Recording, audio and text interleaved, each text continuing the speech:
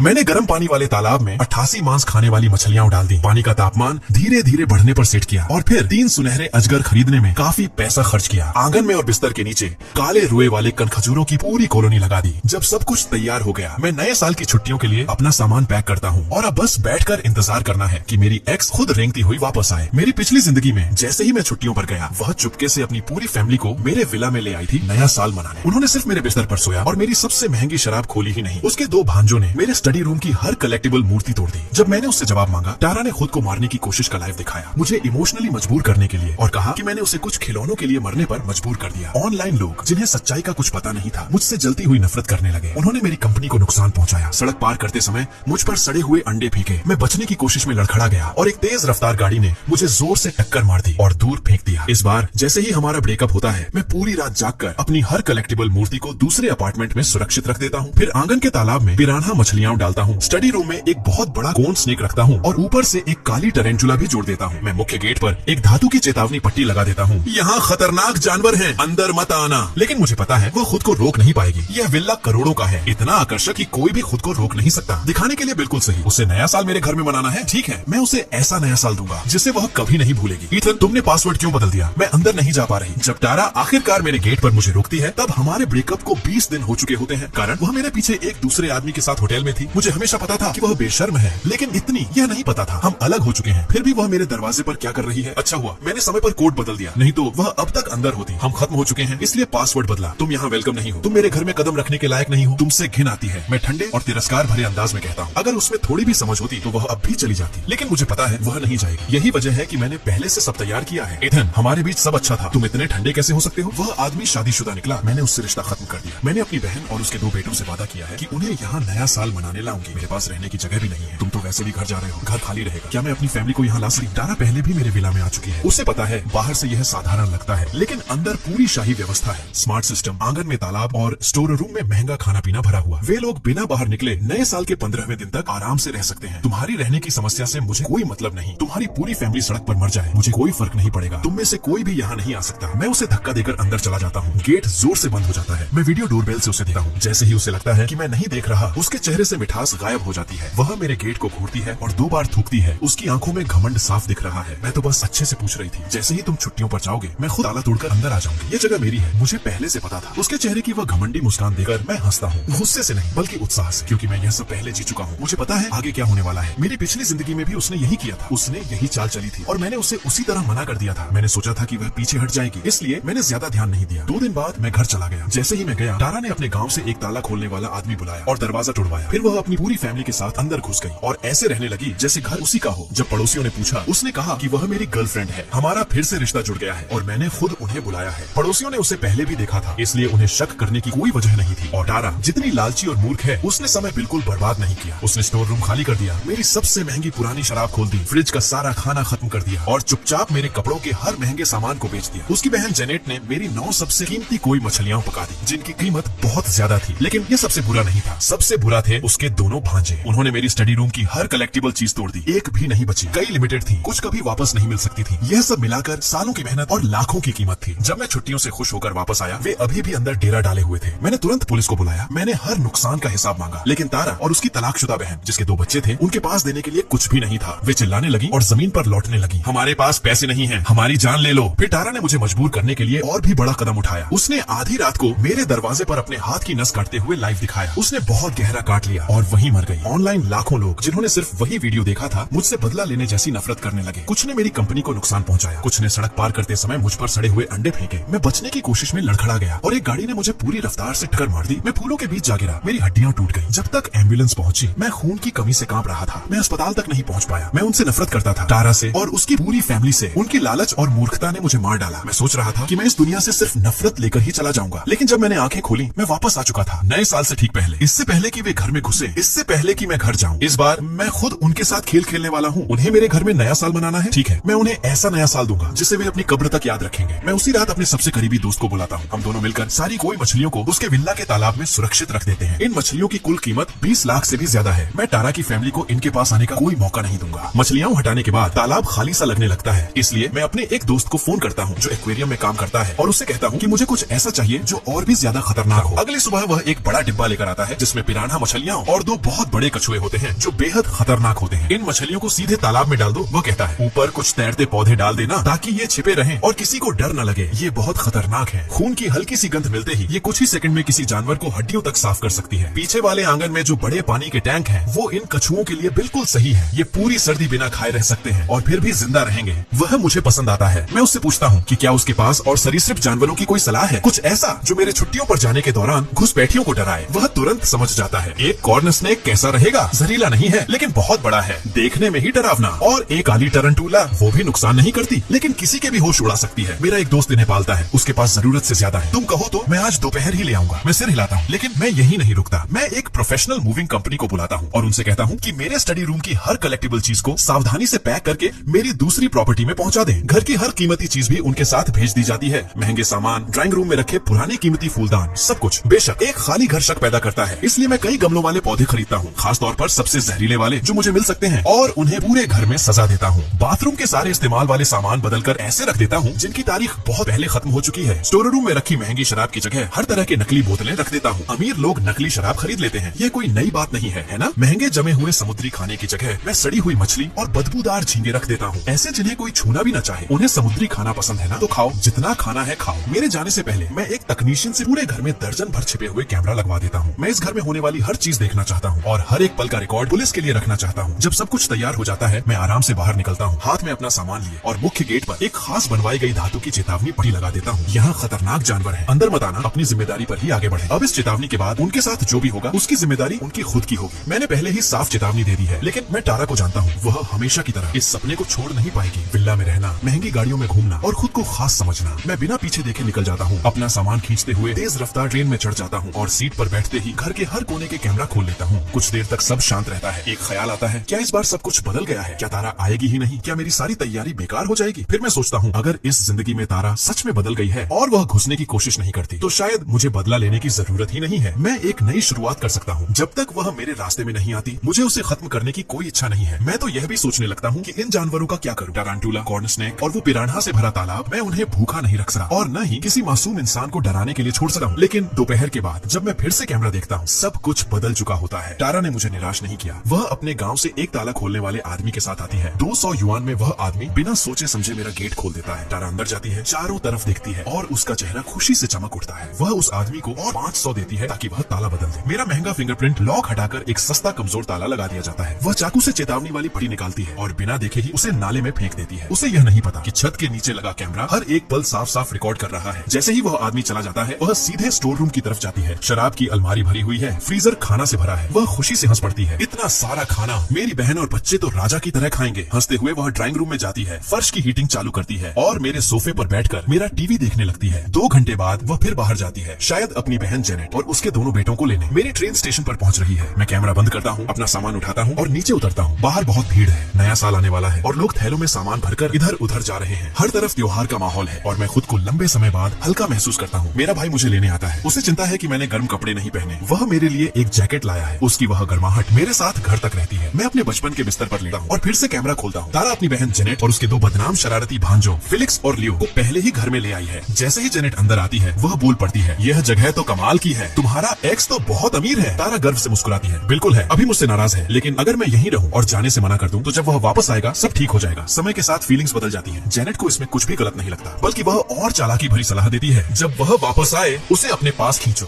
और यह पूरा विल्ला तुम्हारा हो जाएगा। तारा सिर हिलाकर कहती है, तुम हमेशा सबसे समझदार रही हो बहन, तभी तो तुम तलाक में 5 मिलियन लेकर निकली। कोई और आसपास नहीं होता। तो जेनेट धीरे से एक राज बताती है, मेरा एक्स हस्बैंड हमेशा यही मानता है कि ये जुड़वा बच्चे उसी के हैं। तलाक के बाद भी वह हर महीने कम से कम 20,000 भेजता है, लेकिन वे उसके नहीं है, वे मेरे एक पुराने बॉयफ्रेंड के हैं। एक गुंडा था वो, उसके परिवार में जुड़वा होना आम बात है। क्या औरत है, वह सालों से अपने एक्स हस्बैंड को धोखा दे रही है। मैं तुरंत वह रिकॉर्डिंग डाउनलोड करता हूँ और अपने एक दोस्त से कहता हूँ कि वह पता लगाए कि उसका एक्स हस्बैंड कौन है। मैं उससे यह सब भेजूंगा। एक अच्छा काम समझ लो, कोई आदमी सालों तक बेवकूफ बनता रहे, ये सही नहीं है। इधर दोनों बहनें बातों में लगी हैं। उधर फेलिक्स पीछे वाले आंगन में खेलने चला जाता है। वह बड़े पानी के टैंक को देखता है और बिना सोचे समझे अपना हाथ अंदर डाल देता है। मेरा दिल जोर से धड़कने लगता है। ये कछुए आमतौर पर सर्दियों में सो जाते हैं, लेकिन इस शहर में असली ठंड पड़ती ही नहीं। ये पूरी तरह जाग रहे हैं और ये बहुत खतरनाक होते हैं। लेकिन फेलिक्स किस्मत वाला है, कछुआ अभी नया है, अभी पूरी तरह ढला नहीं है, इसीलिए वह काटता नहीं। फेलिक्स उस बड़े कछुए को देखता है और ज्यादा उत्साहित हो जाता है। वह बार बार हाथ डालकर उसे छेड़ता है और आखिर वह अपनी किस्मत जरूरत से ज्यादा आजमा लेता है। आह, मेरा हाथ, माँ बचाओ। कैमरा दूर है इसलिए साफ दिखाई नहीं देता, लेकिन मैं देख सकता हूँ कि तारा और जेनेट दौड़ते हुए आंगन में आते हैं। जेनेट पानी को देखती है जो अब खून से लाल हो चुका है और वहीं बेहोश हो जाती है, लेकिन तारा उसमें हिम्मत ज्यादा है। टैंक इतना भारी है कि उसे गिराया नहीं जा सकता, इसलिए उसके पास एक ही रास्ता है। वह खुद अपना हाथ पानी में डालती है और पूरी ताकत लगाकर उस कछुए को पकड़ती है जो उसके भांजे के हाथ से चिपका हुआ है। जैसे ही कछुए को पानी से बाहर निकाला जाता है, वह अपने तेज नुकीले पंजों से तारा के हाथों पर बार बार वार करता है, गहरे घाव कर देता है और खून बहने लगता है। लेकिन असली डर यह है कि कछुआ फेलिक्स को छोड़ ही नहीं रहा। डर के मारे वह और जोर से पकड़ लेता है। फेलिक्स दर्द से रो रहा है। आंटी, बहुत दर्द हो रहा है, प्लीज मेरी मदद करो। तारा पुलिस को कॉल करने की हिम्मत नहीं करती, एम्बुलेंस भी नहीं बुला सकती, क्योंकि उसे डर है कि कहीं उसकी सच्चाई सामने न आ जाए कि वह जबरदस्ती घर में घुसी है। फेलिक्स को छुड़ाने के लिए वह रसोई की तरफ दौड़ती है चाकू लेने, ताकि कछुए का सिर काट सके। उसी समय मैं उसे कॉल करता हूँ समय खरीदने के लिए। तारा स्क्रीन पर मेरा नाम देखती है, पकड़े जाने के डर से घबरा जाती है। वह रोते हुए फेलिक्स को वहीं छोड़ देती है और फोन उठा लेती है, अपनी आवाज को जबरदस्ती शांत बनाते हुए। इथन, तुमने अचानक कॉल क्यों किया? वह हांफते हुए पूछती है। मैं हल्का सा भौहें चढ़ाकर झूठ बोलता हूँ। मेरे पड़ोसी ने कहा कि उसने तुम्हें मेरे घर के आसपास घूमते देखा है। मैं तुम्हें वार्निंग दे रहा हूँ, मुझे मजबूर मत करो कि मैं तुम्हारे पीछे आऊँ। तारा अंदर से काम जाती है। ना नहीं, ऐसा नहीं हो सकता, तुम्हारे पड़ोसी ने गलत देखा होगा। वह हकलाते हुए कहती है, मुझे काम है, बाय। वह तुरंत कॉल काट देती है। तारा सोचती है अगर पड़ोसी ने उसे देख लिया है तो अब उन्हें बाहर जाना बंद करना होगा, नहीं तो सब पता चल जाएगा और उनका पूरा प्लान खत्म हो जाएगा। नया साल शुरू होने से पहले ही खत्म। जब वह वापस फेलिक्स के पास दौड़कर आती है, तब तक कछुआ उसे छोड़ चुका होता है, लेकिन छोड़ते समय वह उसके हाथ के पीछे का एक बड़ा टुकड़ा नोच लेता है। खून लगातार बह रहा है। तारा फेलिक्स के हाथ को देखती है, लेकिन उसे अस्पताल नहीं ले जाती। वह बाहर जाने की हिम्मत नहीं करती, डरती है कि कहीं कोई देख न ले कि वह घर में घुसी हुई है। इसके बजाय वह बेसमेंट में खोजती है और एक फर्स्ट एड किट ढूंढती है। वह अंदर रखी पुरानी दवाइयां और पट्टियां निकालती है जो बहुत पहले एक्सपायर हो चुकी हैं, और अपने फोन पर देख देख कर फेलिक्स के घाव पर पट्टी बांध देती है। उसे यह नहीं पता कि वे एक्सपायर्ड दवाइयां घाव को ठीक नहीं करेंगी, बल्कि इन्फेक्शन को और बढ़ाएंगी और घाव को सड़ा देंगी। जब वह बाद में कछुए को ढूंढने जाती है, वह गायब हो चुका होता है। पीछे वाले आंगन में पत्थरों की सजावट, पानी का फव्वारा और झाड़ियां हैं, छिपने के लिए बहुत जगह। अच्छा खेला, मेरी पिछली जिंदगी में फेलिक्स ने सिर्फ मेरी चीजें नहीं तोड़ी थी, उसने पूरे घर में हर जगह पेशाब किया था। अब उसे इस हालत में देखकर मुझे लगता है जैसे न्याय मिल गया हो, लेकिन यह तो बस शुरुआत है। मेरे पास उनके लिए और भी बहुत तोहफे हैं। तारा बड़े जोश से खाना बनाना शुरू करती है। वह स्टोर रूम से ढेर सारा सामान निकालती है, बड़ी झींगे, महंगी शराब, जमी हुई मछली, जमे हुए मांस। और बनाओ। जेनेट सोफे से बिना शर्म के बोलती है, मुझे बहुत चाहिए। फेलिक्स और लियो बड़े हो रहे हैं, उन्हें अच्छा खाना चाहिए। वह बार बार और बनाने को कहती है, असली भूख की वजह से नहीं, बल्कि इसलिए क्योंकि सब कुछ महंगा लगता है और मुफ्त में महंगी चीजें खाना उसे जीत जैसा लगता है। ठीक है, मैं बहुत बनाती हूँ, तारा कहती है आस्तीन चढ़ाते हुए। वह तेल उठाकर ऐसे डालती है जैसे उसकी कोई कीमत ही नहीं। तभी जेनेट को एक अजीब सी बदबू आती है। ये तेल खराब लग रहा है। तारा उसे नजरअंदाज करती है। जैतून का तेल ऐसा ही महकता है, ये महंगा वाला है, इसलिए स्मेल स्ट्रॉन्ग है। जब खाना टेबल पर आता है, जेनेट कुछ और खाती है और उसका चेहरा हर बाइट के साथ बिगड़ता जाता है। ये समुद्री खाना खराब है और मांस काला पड़ गया है, कहीं ये सब खराब तो नहीं। तारा को खाना बनाते बनाते बहुत भूख लग चुकी है। वह खुद खाती है, उसे कुछ अजीब नहीं लगा। मुझे तो ठीक लग रहा है, कुछ भी खराब नहीं है, खाओ। जेनेट और नहीं खाती, वह खाली पेट ही नकली शराब पीने लगती है। तारा उसे नजरअंदाज करती है और खुद मजे से खाना खाती रहती है। फेलिक्स और लियो बच्चे हैं, वो तारा को खाते देकर बिना सोचे समझे वही करते हैं। तीनों मिलकर पूरा खाना खत्म कर देते हैं। आधे घंटे बाद दोनों बच्चे पेट पकड़कर बाथरूम भागने लगते हैं। जेनेट को चक्कर आने लगते हैं, उल्टी जैसा महसूस होता है, उसका चेहरा लाल हो जाता है। तारा की हालत भी खराब हो जाती है। चक्कर और पेट दर्द के बीच वह बार बार बाथरूम जाती है। आखिर में जेनेट हार मान लेती है। वह रात में ही दोनों बच्चों को लेकर टैक्सी में अस्पताल चली जाती है। तारा की हालत थोड़ी कम खराब है, लेकिन वह पूरी रात बाथरूम में बिताती है, मुश्किल से बचती है। अगली सुबह वह पूरी तरह कमजोर हो चुकी होती है, बिस्तर से बाथरूम तक जाने में भी कई बार गिर जाती है। मैं यह सब देखता हूँ और मजा लेता हूँ। शाम तक जेनेट वापस आती है। दोनों बच्चे पूरी तरह कमजोर दिख रहे होते हैं। दोनों बहनें तुरंत स्टोर रूम की हर चीज चेक करती हैं और जो देखती हैं उससे हैरान रह जाती हैं। हर शराब की बोतल नकली है, हर खाना एक्सपायर्ड है। तारा सोफे पर गिर जाती है। मुझे लगा ईथन बहुत अमीर है, उसकी सारी शराब नकली है, इसलिए हम इतनी खराब हालत में थे। जेनेट कहती है खाना भी खराब था, इसीलिए बच्चे बीमार हुए। ईथन हद से ज्यादा घटिया है, अगर मुझे डर न होता तो मैं उससे पैसे वसूलती। तारा कहती है एक आसान तरीका है, वह हमेशा महंगे सामान खरीदता है, कल हम चुपचाप उसके सामान बेच देंगे। जेनेट तुरंत मान जाती है, लेकिन जो वो सोच रही है वो मैं पहले ही सोच चुका हूँ। मैं बस इंतजार कर रहा हूँ कि वे मेरे बेडरूम का दरवाजा खोले। ये कैसी बदबू है? जैसे ही तारा मेरा बेडरूम खोलती है, एक इतनी भयानक बदबू आती है कि वह पीछे हट जाती है। मैंने जानबूझकर कई जोड़ी मोजे बिना धोए छोड़ दिए थे, पूरी ताकत से बदबू फैलाने के लिए। जेनेट नाक पकड़कर दूर हट जाती है। तारा हिम्मत करके अंदर जाती है लग्जरी सामान ढूंढने के लिए, लेकिन बदबू इतनी ज्यादा है कि उसका जी मिचलाने लगता है। वह अलमारी में हाथ डालती है, उसे कोई महंगा सामान नहीं मिलता, बल्कि कुछ गर्म बालों वाला और जिंदा। उसके हाथ से टकराता है। तारा डरकर पीछे हटती है। फेलिक्स दरवाजे से देख रहा होता है। आंटी, आपके हाथ पर बहुत बड़ी मकड़ी है। तारा घबराकर हाथ झटकती है और उसी पल वह मकड़ी उसके उंगली में काट लेती है और फर्श पर भाग जाती है। तारा काफी देर तक वहीं खड़ी चीखती रहती है, मकड़ी, यहाँ मकड़ी है, मेरे पास मत आना, मुझे बहुत डर लग रहा है। जेनेट कमरे के पास भी नहीं जाती, वह बाहर खड़ी होकर अंदर झांकती रहती है। फेलिक्स भी तारा की चीखें सुनकर डर जाता है और खुद भी चिल्लाने लगता है,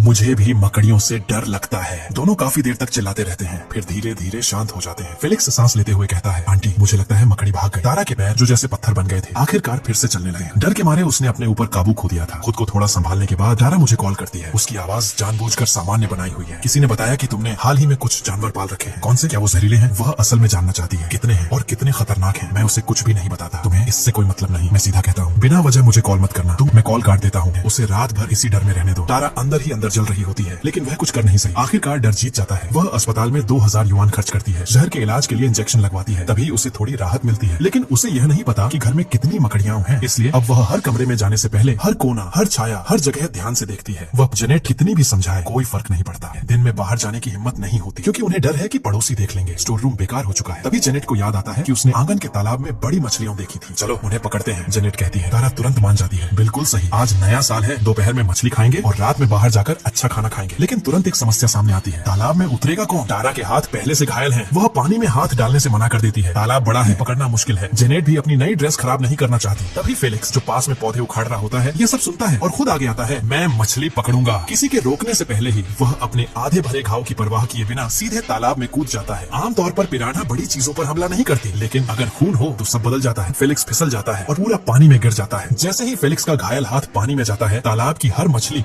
उसकी तरफ टूट पड़ती है। वे सीधे उसके घाव पर हमला करती हैं। अचानक दर्द के कारण वह चीखता है। जेनेट अपनी ड्रेस भूल जाती है। वह दौड़कर फेलिक्स का हाथ पकड़ती है और उसे बाहर खींचने की कोशिश करती है, लेकिन फेलिक्स भारी है और एक हाथ से नहीं निकलता। तारा नीचे आओ और मेरी मदद करो। वह घबराकर चिल्लाती है। मुझे उन मछलियों से डर लगता है, तारा कहती है और वहीं जमीन पर बैठ जाती है। जेनेट अपनी पूरी ताकत लगाकर फेलिक्स को बाहर खींचती है। जब वह बाहर आता है उसका हाथ बुरी तरह फट चुका होता है, हड्डी तक दिख रही होती है। मेरे बच्चे। जेनेट रोते हुए फोन उठाती है एम्बुलेंस बुलाने के लिए। नहीं, तारा उसे रोकती है। यहाँ एम्बुलेंस नहीं बुला सकते। अगर वो यहाँ आए तो हमारा सच सामने आ जाएगा। वह उसे रोक देती है। वह फेलिक्स को लेकर तुरंत वहाँ से दूर निकल जाती है ताकि कोई उन्हें विला से जोड़ न सके, और दूर जाकर टैक्सी लेकर अस्पताल जाने का सोचती है। लेकिन वे ज्यादा दूर भी नहीं पहुँचते कि जेनेट का फोन बजता है। तारा का कॉल है। वह रो रही होती है। कुछ बहुत बुरा हो गया। लियो स्टडी रूम में चला गया। एक बहुत बड़ा अजगर उसे लपेटे हुए है। वह सांस नहीं ले पा रहा। वह मर जाएगा। जेनेट के पैरों से ताकत निकल जाती है। वह गिर जाती है। अब तारा के पास कोई रास्ता नहीं बचता। वह आखिरकार पुलिस और एम्बुलेंस को कॉल करती है। जब पुलिस मुझे कॉल करती है और बताती है कि मेरे घर में कोई घुस आया है, तब मैं आराम से बाहर खाना बना रहा होता हूँ। जब तक पुलिस पहुँचती है, फेलिक्स का हाथ इतना खराब हो चुका होता है कि उसे काटना पड़ता है। लियो को पुलिस अजगर से छुड़ाती है। वह बहुत डरा हुआ होता है, ठीक से बोल भी नहीं पा रहा। फिर उसे तेज बुखार हो जाता है। जेनेट सिर्फ बेहोश हुई थी। वह बच जाती है, लेकिन तारा, उसकी हालत सबसे खराब होती है। इतने झटकों के बाद उसका दिमाग टूट चुका होता है। वह पागलों की तरह चिल्लाती है, मकड़ी, अजगर। उसकी मानसिक हालत पूरी तरह बिगड़ चुकी होती है। जब जेनेट होश में आती है, वह मुझ पर आरोप लगाती है कि मैंने सब जानकर जाल बिछाया था। वह मुझसे हर नुकसान का पैसा मांगती है। पुलिस मुझसे जांच में मदद मांगती है। मैं घर के सारे कैमरा की रिकॉर्डिंग निकालकर उन्हें भेज देता हूँ। सच्चाई साफ दिखती है। कौन गलत है इसमें कोई शक नहीं। पुलिस को अब मेरी जरूरत नहीं रहती। स्पष्ट है, मेरी कोई गलती नहीं। मैंने बस अपने घर में कुछ खतरनाक दिखने वाले लेकिन गैर जहरीले जानवर रखे थे। अगर उन्होंने वार्निंग साइन नहीं हटाया होता और जबरदस्ती अंदर नहीं घुसे होते तो यह सब कभी नहीं होता। मैं उन्हें कोई पैसा नहीं दूंगा, उल्टा मैं उनसे अपने नुकसान की भरपाई मांगूंगा। मैं एक वकील रखता हूँ। जेनेट के साथ हर बातचीत अब उसी के जरिए होती है। पेशेवर काम पेशेवर लोगों को ही करने देना चाहिए। अगले दिन मेरा वकील मुझे बताता है कि जेनेट कई बार धमकी दे चुकी है कि वह मुझ पर केस करके मुझे बर्बाद कर देगी, लेकिन वह यह भी कहता है कि इस मामले में गलती साफ तौर पर उनकी ही है। एक घर के मालिक के तौर पर मैंने पहले ही अपनी चेतावनी देने की जिम्मेदारी पूरी कर दी थी। अदालत में फैसला मेरे पक्ष में ही आएगा। यह सुनकर मेरा मन शांत हो जाता है और अपने वकील से जेनेट को यह संदेश भिजवाता हूँ, जब चाहे मुझे अदालत में ले जाए। फिर मैं पहला कदम उठाता हूँ। मैं कैमरा की रिकॉर्डिंग में चेहरों को धुंधला करके उसे ऑनलाइन डाल देता हूँ ताकि जेनेट मुझसे पहले ऐसा न कर सके और खुद को पीड़ित दिखाकर लोगों की सिंपैथी न ले सके। चेहरे छुपे होने के बावजूद जेनेट की थोड़ी बहुत पहचान है ऑनलाइन दुनिया में। कुछ लोग सिर्फ उसकी चाल ढाल से ही उसे पहचान लेते हैं। धीरे धीरे खबर फैल जाती है कि वीडियो में दिखने वाली औरत वही है। लोग उसके पुराने वीडियो पर टूट पड़ते हैं। ये तो खुद को अमीर फैमिली से बताती थी ना, और ये लोगों के घर में घुस रही है। इसमें सच्चाई क्या है? दोनों बहनें लालची हैं। जो हुआ सही हुआ। ऊपर से घर के मालिक से पैसे भी मांग रही है। घर बर्बाद कर दिया। अच्छा हुआ वहाँ जानवर थे, नहीं तो सब खत्म हो जाता। जनता पूरी तरह जेनेट के खिलाफ हो जाती है। लेकिन मैं अभी खत्म नहीं हुआ हूँ। जब यह मामला अभी भी चर्चा में है, मैं एक और वीडियो डालता हूँ जिसमें सच सामने आता है कि काइल ने अनजाने में किसी और के बच्चों को पाला। मुझे उसे ढूंढने की जरूरत भी नहीं पड़ती। उसी रात काइल सीधे अस्पताल पहुंच जाता है जहां फेलिक्स और लियो भर्ती हैं। इस बार लोगों की प्रतिक्रिया और भी तेज होती है। जैसे ही मैंने वो वीडियो डाला जिसमें जेनेट खुद मानती है कि बच्चे काइल के नहीं हैं, सिर्फ एक रात में व्यूज 10 लाख पार कर जाते हैं। कमेंट्स की बाढ़ आ जाती है। किसी ने तो काइल की पूरी जानकारी भी निकाल ली। वह एक बिल्डिंग मटेरियल कंपनी का मालिक था, अमीर और काफी घमंडी। वह अपने सोशल मीडिया पर अपने जुड़वा बेटों की फोटो डालता था और गर्व से कहता था कि अच्छे पिता अच्छे बेटे बनाते हैं। अब उसकी हर पोस्ट मजाक बन चुकी है। मैं फोन नीचे रखता हूँ और थोड़ा तैयार होता हूँ। नाटक शुरू हो चुका है। और कोई निर्देशक ओपनिंग सीन कैसे छोड़ रहा है। मैं जानबूझकर काला कोट पहनता हूँ, ऐसा कि देख कर ही लगे मुझसे उलझना। फिर मैं अस्पताल की तरफ निकलता हूँ। मैं अभी वार्ड तक पहुँचा भी नहीं होता कि मुझे आवाज सुनाई देती है, जेनेट की तेज चीख और कुछ टूटने की आवाज। कायल मेरी बात सुनो, वो वीडियो नकली है, ईथन ने बदला लेने के लिए बनाया है, सब झूठ है। गलियारा लोगों से भरा हुआ है, मरीज और उनके परिवार वाले सब अंदर झांकने की कोशिश कर रहे हैं। हेड नर्स भीड़ हटाने की कोशिश कर रही है, लेकिन बेकार। मैं भीड़ को चीरते हुए आगे जाता हूँ और अंदर का साफ नजारा देखता हूँ। कमरा पूरी तरह बर्बाद हो चुका है। कायल जो पहले कॉन्फिडेंट और सफल दिखता था, अब गुस्से से लाल है। उसकी गर्दन की नसें उभरी हुई हैं, उसके हाथ में ड्रिप का स्टैंड है जैसे हथियार हो। जेनेट उसके पैरों में गिरी हुई है, बाल बिखरे हुए, उसका पैर पकड़े हुए, उसका चेहरा सूजा हुआ है। साफ दिख रहा है कि अभी उसे मारा गया है। एक बिस्तर पर फेलिक्स पड़ा है, तारा कोने में बैठी है, खाली नजरों से छत को देख रही है, बार बार बड़बड़ा रही है, मकड़ियां,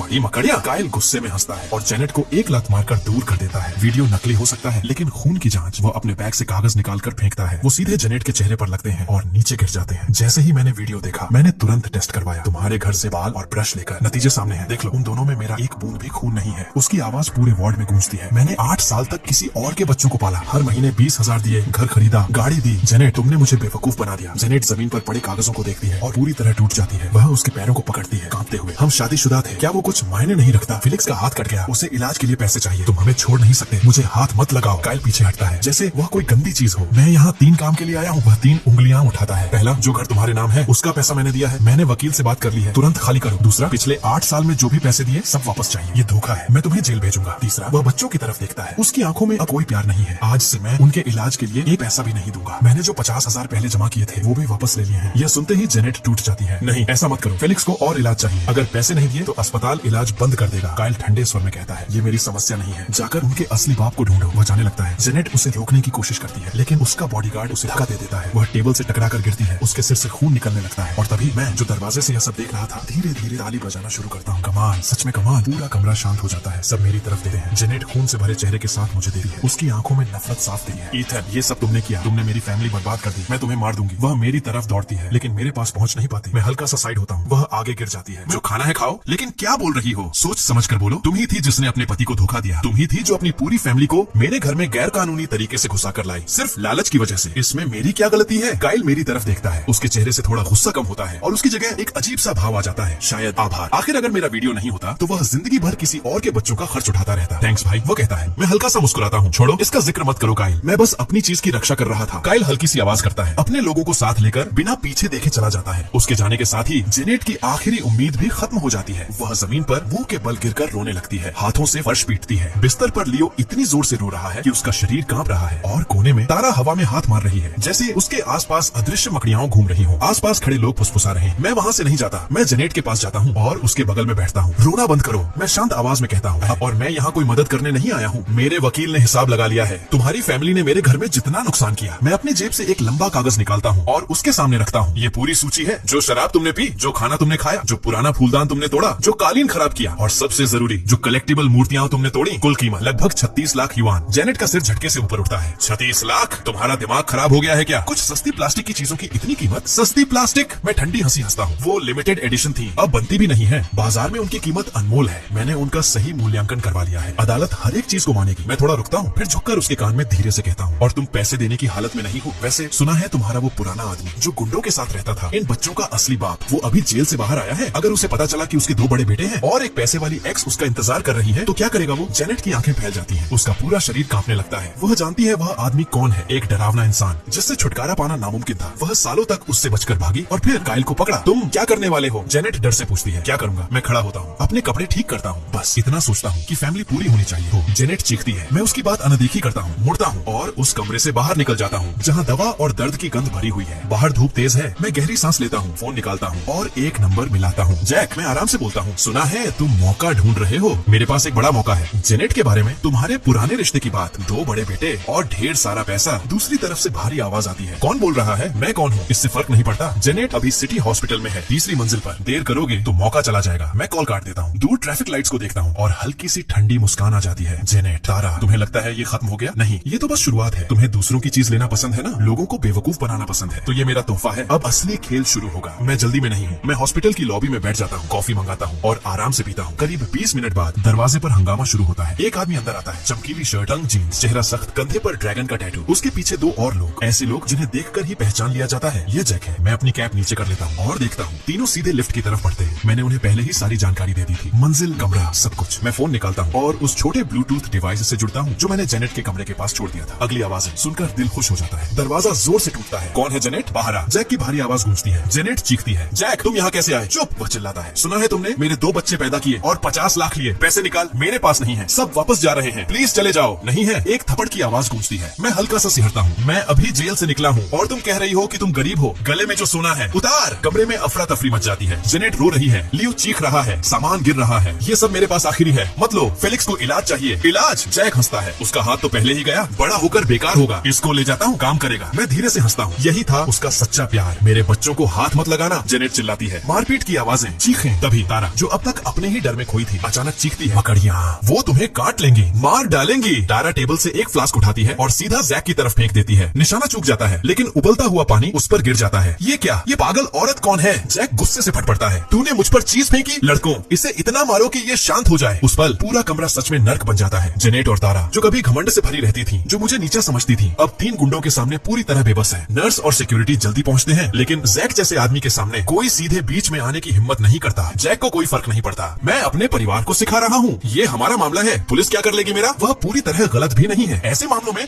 पुलिस ज्यादा कुछ नहीं कर पाती, ज्यादा से ज्यादा कुछ दिन की हिरासत। और जैक जैसे आदमी के लिए वो भी किसी आराम की जगह जैसा है। मेरे कान में जो आवाजें आ रही थी अब धीरे धीरे कमजोर और बेबस हो रही हैं। मैं समझ जाता हूँ समय सही है। यह लड़ाई जिसमें हर कोई दूसरे को खा रहा है। जेनेट की आखिरी हिम्मत भी तोड़ देती है और उनकी बची हुई इज्जत भी खत्म हो जाती है। मैं अपना छोटा डिवाइस निकालकर कूड़ेदान में फेंक देता हूँ और अस्पताल से बाहर निकल जाता हूँ। सड़क के सामने एक शांत कैफे में एक आदमी बैठा है। साफ सुथरा सूट, सुनहरे फ्रेम वाला चश्मा, आहिस्ता आहिस्ता कागज देख रहा है। उसका नाम है प्रेस्टन, एक मशहूर वकील जिसे मैंने बहुत पैसे देकर रखा है। उसकी एक लाइन मशहूर है, मुझे जितना पैसा दोगे मैं उतना ही बड़े से बड़े इंसान की गलती निकाल दूंगा। मिस्टर ईथन, मैंने आपका सारा मामला देख लिया है, सब कुछ बिल्कुल सही है। ये सिर्फ एक सामान्य केस नहीं है, हम इसे पूरी तरह क्रिमिनल केस बना सकते हैं। वह कुछ कागज मेरी तरफ बढ़ाता है। पहला, गैर कानूनी घुसपैठ। वीडियो में साफ दिख रहा है कि उन्होंने ताला तोड़कर अंदर घुसा और फिर उसे बदल दिया और लंबे समय तक वहाँ रहे, इरादा साफ है। दूसरा, बड़ी चोरी। उन्होंने आपके महंगे सामान बेचे, शराब पी और महंगा सामान इस्तेमाल किया। कुल रकम बहुत बड़ी है। आपकी सूची के अनुसार यह बहुत बड़ा अपराध बनता है, कम से कम 10 साल की सजा। तीसरा, जानबूझकर नुकसान। कलेक्टिबल चीजें तोड़ी गई, कीमती सामान नष्ट किया गया, सबूत साफ है। प्रेस्टन धीरे धीरे टेबल पर उंगलियां मारता है जैसे किसी के अंत की घंटी बज रही हो। जहाँ तक बच्चे की चोट की बात है, आपने पहले ही गेट पर वार्निंग लगा दी थी और कैमरा भी था। आपने अपनी जिम्मेदारी पूरी कर दी। वे खुद गैर कानूनी तरीके से अंदर घुसे थे, इसलिए उनकी चोट की कोई जिम्मेदारी आपकी नहीं बनती। उल्टा हम उन पर केस कर सकते हैं कि उन्होंने आपके जानवरों को परेशान किया और आपके तालाब को नुकसान पहुंचाया। मैं यह सब सुनकर संतुष्ट महसूस करता हूँ। यही असली ताकत है, जड़ पर वार करना। मैं जोड़ता हूँ, ऊपर जो आदमी है जैक, वही असली बाप है बच्चों का। वह अभी आया था और उसने मारपीट भी की, गहने भी छीन लिए। प्रेस्टन की आंखें चमक उठती हैं। अब मामला और मजबूत हो गया। अगर हम उसे भी जोड़ दें तो केस और बड़ा हो जाएगा। वह एक मोटा कागज निकालता है, मुझे पेन देता है, बस एक हस्ताक्षर और ये मामला सीधे अदालत और पुलिस तक जाएगा। हम उनके सारे खाते फ्रीज करवा देंगे, देश छोड़ने पर रोक लग जाएगी और इतनी बड़ी रकम के कारण उन्हें सीधा जेल भेजा जाएगा। मैं बिना सोचे साइन कर देता हूँ। अब सब तुम्हारे हाथ में है प्रेस्टन। मैं खड़ा होकर उसका हाथ मिलाता हूँ। पैसे की चिंता मत करो, मुझे बस एक चीज चाहिए। मेरा चेहरा ठंडा हो जाता है। मैं चाहता हूँ वे जेल में सड़े, उन्हें समझ आए कुछ दरवाजे खोलने के लिए नहीं होते और कुछ लोगों से उलझना नहीं चाहिए। प्रेस्टन मुस्कुराता है, जैसा आप चाहें। यहाँ मैं शिकारी हूँ। मैं कैफे से बाहर निकलता हूँ और देखता हूँ अस्पताल के बाहर पुलिस की गाड़ियाँ आ चुकी हैं, लाइट्स चमक रही हैं, लेकिन मैं जानता हूँ वे जेनेट को बचाने नहीं आए हैं, उसे पकड़ने आए हैं। ऊपर जैक जितना हंगामा करेगा, जेनेट की हालत उतनी खराब होगी और जैसे ही पुलिस पहचान करेगी और पता चलेगा कि ये दोनों बहनें बड़े अपराध में शामिल हैं, मैं हंसे बिना नहीं रह पाता। जेनेट, जब तुम्हें लगेगा कि तुम बच गई और वही चीज तुम्हें फंसा दे, तब तुम्हारा चेहरा कैसा होगा? तभी मेरा फोन बजता है। प्रॉपर्टी ऑफिस से मैसेज आता है, सर आपके विला के बाहर भीड़ इकट्ठा हो गई है, वे खुद को घायल बच्चे के रिश्तेदार बता रहे हैं। बैनर लगाया है, लाइव वीडियो चल रहा है। तो जेनेट अभी भी हार नहीं मानी। वह आखिरी बार लोगों की सिंपैथी लेने की कोशिश कर रही है, लेकिन उसे नहीं पता अब लोग उसे बेचारी माँ नहीं मानते बल्कि मजाक समझते हैं। मैं रिप्लाई करता हूँ, उन्हें करने दो, जितना शोर करेंगे उतना अच्छा, क्योंकि जो आगे आने वाला है वह सबसे बड़ा तमाशा होगा। जब मैं विला पहुँचता हूँ तो दूर से ही भीड़ दिखाई देती है। लो कैमरा, लाइव स्ट्रीम, बीच में एक बैनर, दिल रहित अमीर आदमी खतरनाक जानवर रखता है, बच्चे को नुकसान पहुँचाया, न्याय चाहिए। उसके नीचे जेनेट खड़ी है, सिर पर पड़ी, चेहरे पर चोट के निशान, कैमरों के सामने रो रही है। सब लोग मेरी मदद करें। इथन ने बदला लेने के लिए अपने घर में खतरनाक जानवर रखे। मेरा बेटा सिर्फ 8 साल का है, उसका हाथ कट गया, वह अभी भी अस्पताल में है और ईथन एक पैसा भी नहीं दे रहा। वह ऐसे रो रही है जैसे कोई अभिनेत्री हो, पूरी तैयारी के साथ। हाँ, हम पहले साथ थे, मैं मानती हूँ मुझसे गलतियाँ हुई, लेकिन वह मेरी पूरी फैमिली को मारने की कोशिश नहीं कर सकता। उसके बगल में जैक भी कम नहीं है, उसने इस पूरे मामले को कमाई का मौका बना लिया है। वह बिना शर्ट के खड़ा है, उसके टैटू साफ दिख रहे हैं, हाथ में लोहे की रॉड है और वह मेरे गेट पर जोर जोर से मार रहा है। ईथन, कायर, बाहर आ। वह कैमरों की तरफ चिल्लाता है, तेरे पास पैसा है तो क्या हुआ, तू बच नहीं पाएगा, आज ही 1 करोड़ दे, नहीं तो इस घर को ईंट तोड़ दूंगा। लाइव कमेंट्स तेजी से भर रहे हैं। जो लोग पूरी सच्चाई नहीं जानते वे गुस्से में हैं। बेचारा बच्चा, पिरान्हा कौन पालता है, इसे जेल जाना चाहिए। मैं यह सब देखता हूँ और मुझे गुस्सा नहीं आता, बस मजा आता है। मेरे पास बैठे प्रेस्टन चश्मा ठीक करते हैं और बाहर देखते हैं मिस्टर ईथन। लगता है ये खुद अपनी कब्र खोद रहे हैं। गैर कानूनी भीड़, उकसाना, धमकी, अब इन पर और केस जुड़ेंगे। अब इन्हें कोई नहीं बचा सकता, तो फिर दर्शकों को इंतजार क्यों कराएं? मैं दरवाजा खोलता हूँ और पीछे हटता हूँ। 4 पुलिस गाड़ियाँ मेरे पीछे आकर रुकती हैं। लाल और नीली लाइट चमकती है। भीड़ एकदम शांत हो जाती है। पुलिस, सब पीछे हटो।